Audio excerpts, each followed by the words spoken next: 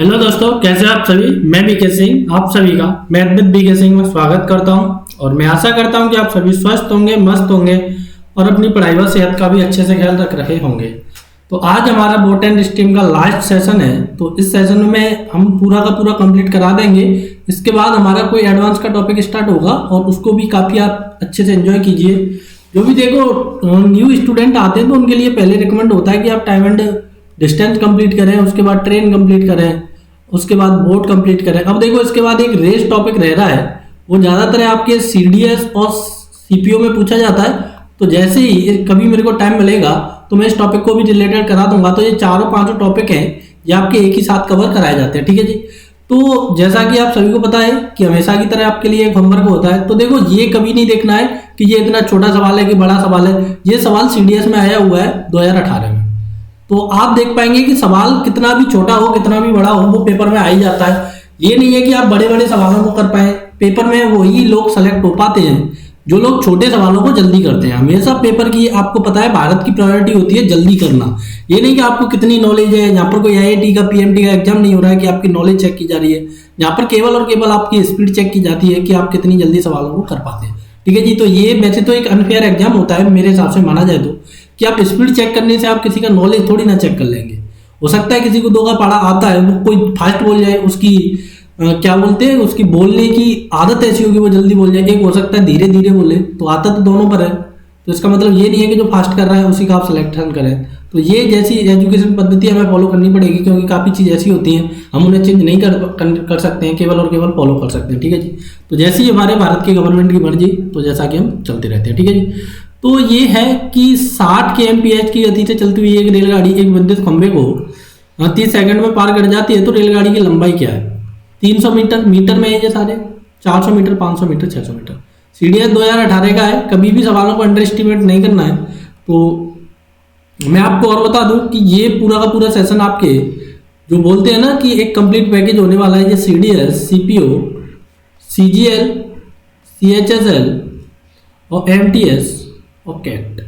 ये कैट एक MBA entrance exam होता है। अर्थमेटिक की तो हम पूरी की पूरी बोल लेते हैं कि अर्थमेटिक तो यहाँ से आना ही आना है। एडवांस हो सकता है कि थोड़ा सा अपन लोग कम करा पाए, क्योंकि सीजीएल में इतनी लेवल का नहीं आ पाता है, इतना कैट में आता है। लेकिन ये सारे के सारे एग्जाम है, ये आपके लिए इस बैच से कंप्लीट होने वाले हैं। और ये पूरा का पूरा देखो हमारे सेशन लंबे आते हैं। देखो टाइम एंड डिस्टेंस काफी टाइम से चल रहा है, अभी खत्म होने का नाम नहीं ले रहा है। आज खत्म होगा, उसके बाद में एक रेस टॉपिक है, मैं उसे छोड़ देता हूँ, उसे 2-4-6 दिन बाद कराता हूँ, ठीक है जी। तो इसी प्रकार से मैंने टाइम एंड वर्क कराया। तो इसमें होता क्या है कि हम सारे टाइपों को कवर अप करने की कोशिश करते हैं, जिससे कि कोई भी टाइप आपके पेपर में ना छूट पाए, ठीक है जी।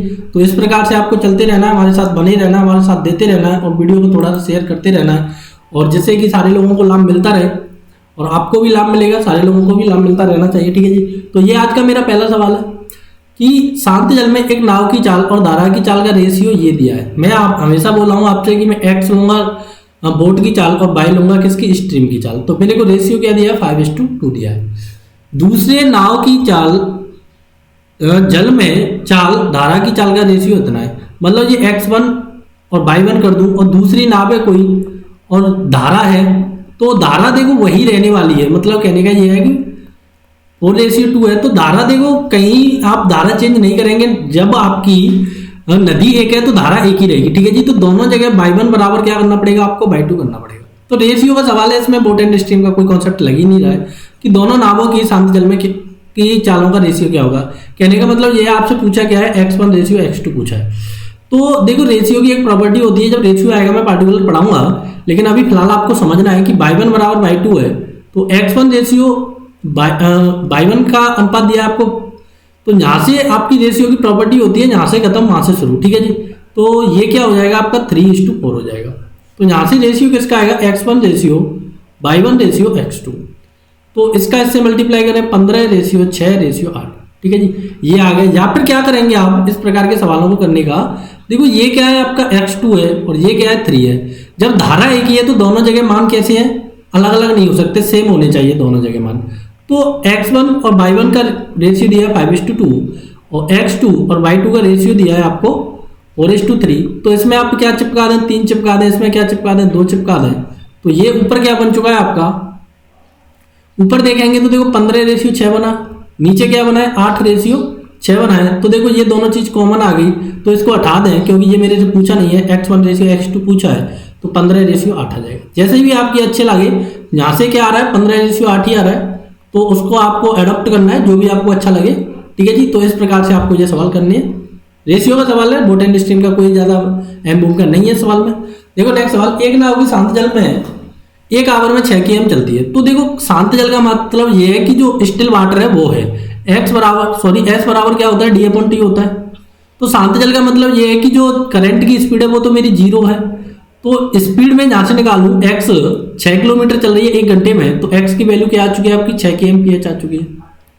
इतना करने में किसी को कोई दिक्कत तकलीफ नहीं है।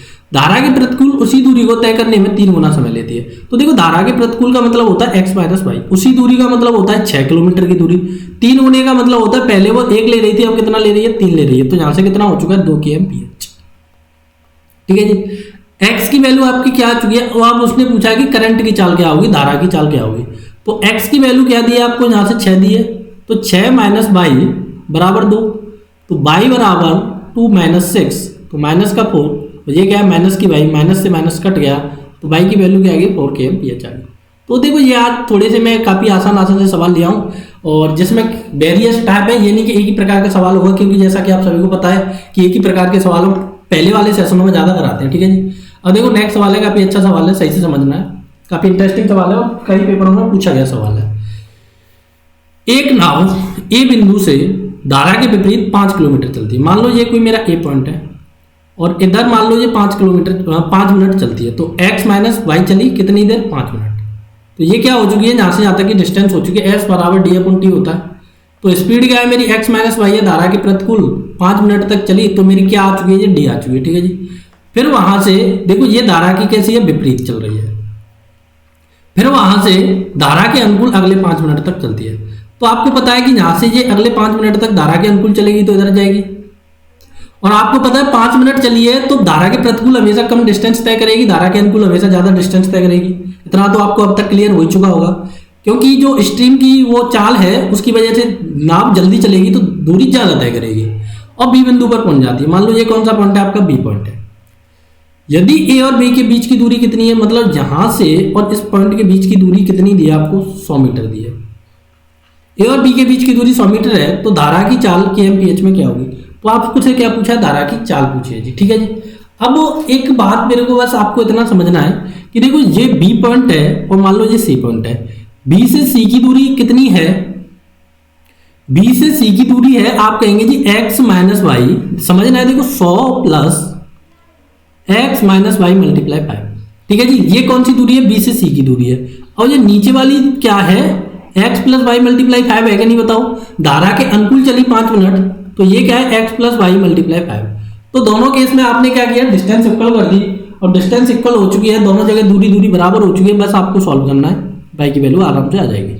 तो जहाँ से ये आया, यहाँ से क्या आया आपका 5x प्लस का 5y, तो ये क्या है गया, तो ये 10 बराबर क्या आ चुका है, यहाँ से आपका 100 बराबर ये आ चुका है, तो y की वैल्यू क्या आ चुकी है 10।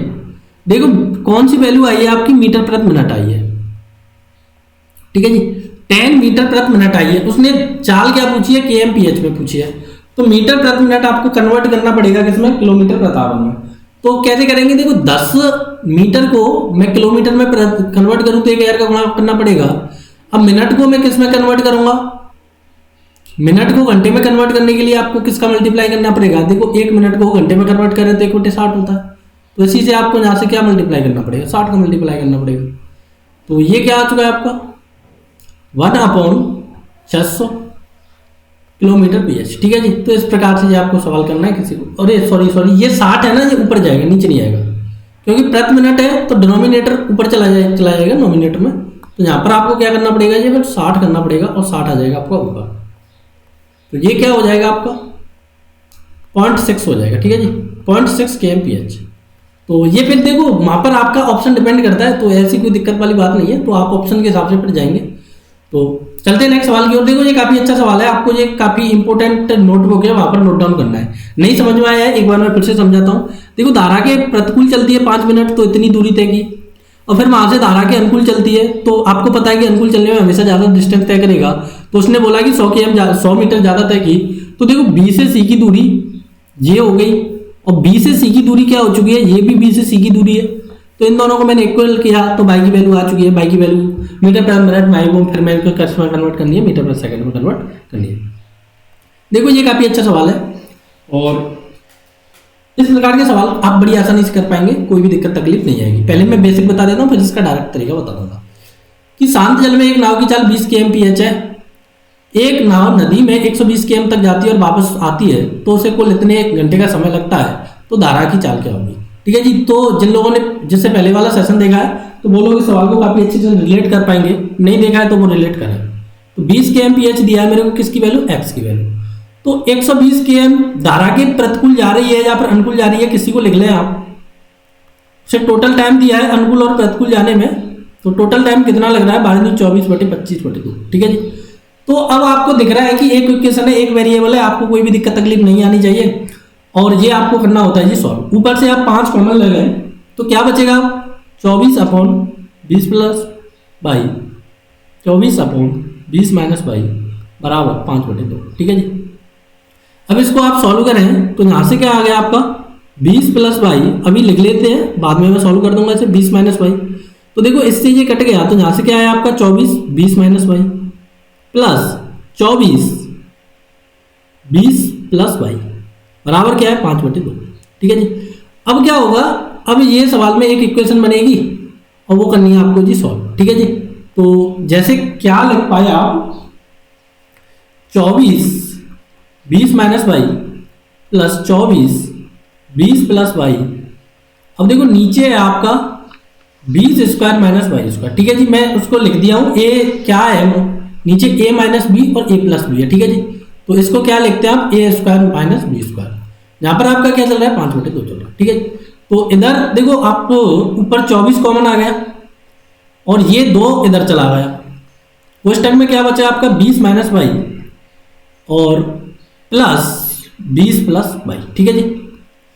और इधर क्या हो गया आपका 400 माइनस बाई स्क्वायर मल्टीप्लाई में 5, तो 24 दूनी 48। यहां से क्या हो गया, यहाँ ये हो गया आपका 40, बाई से बाई कट गया, तो इसे क्या लिखेंगे आप 400 मल्टीप्लाई 5 माइनस 5 बाई स्क्वायर। तो ये क्या हो गया 0, 8 चौके 32, 16 17 18 19। ठीक है जी। और 20 पंजे 200 2000 माइनस 5 बाई स्क्वायर। तो इसमें से आपको 2000 सब्ट्रैक्ट करेंगे, इधर आकर ये नेगेटिव हो जाएगा, तो कितना बचेगा 0.8। और ये क्या बचा, केवल 80 बचेगा, ये 5 बाई स्क्वायर। तो 5 से ये कितने बार गया 16 बार गया, तो बाई स्क्वायर आ गया, तो बाई की वैल्यू क्या आ गई 4 आ गई। प्लस माइनस 4 आती है, लेकिन यहाँ पर केवल आपको क्या लेना है प्लस लेना है, क्यों, क्योंकि स्पीड कभी आपकी नेगेटिव में नहीं होती है। ठीक है जी।